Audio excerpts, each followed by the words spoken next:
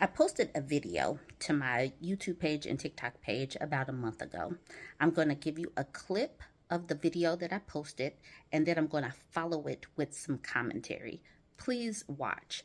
I'm going to also link the video again so you can look at some of the comments for yourself, because it is amazing how completely different men and women see the exact same thing but come to such markedly different conclusions or interpretations of her analogy.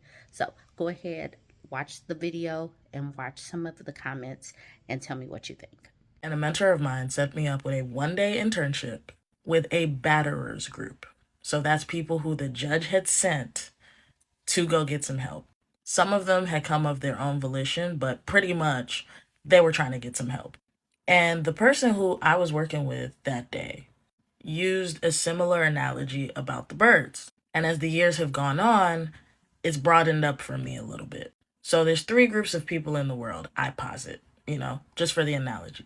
Group one sees the bird, is like, oh my God, it's so beautiful. Might whip out binoculars, offer it some bird seed, but it is always on the bird's terms, right? It's in their habitat, it's where they want it to happen. And then when the bird flies away, they go home too and they're like, wow, what a beautiful day of bird watching. The engagement is over. They're able to reminisce about it. Group two. Group two sees the same thing and is like, wow, what a beautiful bird. I must own it.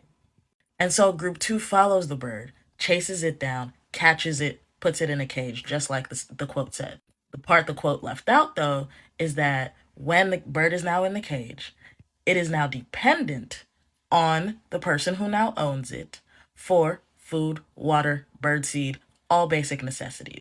And that the owner usually strips the bird of all the things it found beautiful about it in the first place. Its pretty wings? No, now I have to clip your wings so you don't fly away.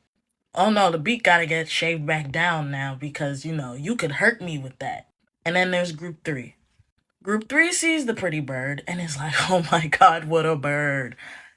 I must unalive it. I must unalive it.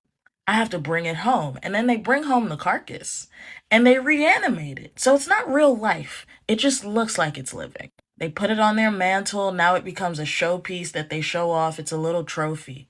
But it is posed how they want it to be. They have full control of that situation. But when I am talking to people, so there's three groups of people in the world, I posit, just for the analogy. Group one. So I posted that video to my TikTok page and my YouTube page about a month ago. And the comments on my YouTube page were markedly different from the male perspective and the female perspective. The women could see and understand what groups 2 and 3 were, and the men seemed to take exception to it. The women went something like this: my mother was unalived by who she thought was her boyfriend. This analogy is everything. QB says, I caught a dragonfly when I was a teenager, but seeing how it slowly stopped using its wings over a day made me have to let it go, so she understood what it meant. Group 2 describes obsession, and too many people think obsession is love, so she understands what she was going. Okay, this one. My family has Moroccan ancestry, and my older uncles, even my dad, would say, dress your woman in gold so she cannot leave the house. And then towards the bottom, this one says, the Chinese foot binded women so they couldn't go anywhere. So this is what the women are saying. A lot of the comments from the women understood what 2 and 3 were. Now, let's look at some of the comments from them. Die single and alone, or be miserable with poor choices. If you needed an explanation like this in the first place, you should stay single and get cats. Stop complaining. You can't have it all. The clock is ticking. Very, very stupid and a big waste of time. Sounds like a relationship to me. Group 1, hoes being hoes. Group 2, most relationships. Group 3, abusers.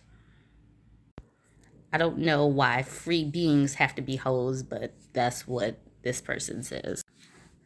Free Tory says, good men want good women every single time. It's women in general that despise men that treat them well. That's what he got from this. Alex simply says, cap. All right, this top one. As a man, a feminist, and occasional womanizer, this analogy is absolute garbage. If you see the world like this, your quest for companionship is doomed. And then this person wonders, does she have a cat or a pet? This man says, women are weird. She basically said, give women money, admire them, and send them back to the streets where they are happy. This generation is in a dumpster. We're either all tricks or we're all abusers. There's no middle ground where a man and woman can be happily partnered and play their parts in a relationship. How he grabbed this, where's money? Why do they have to be for the streets?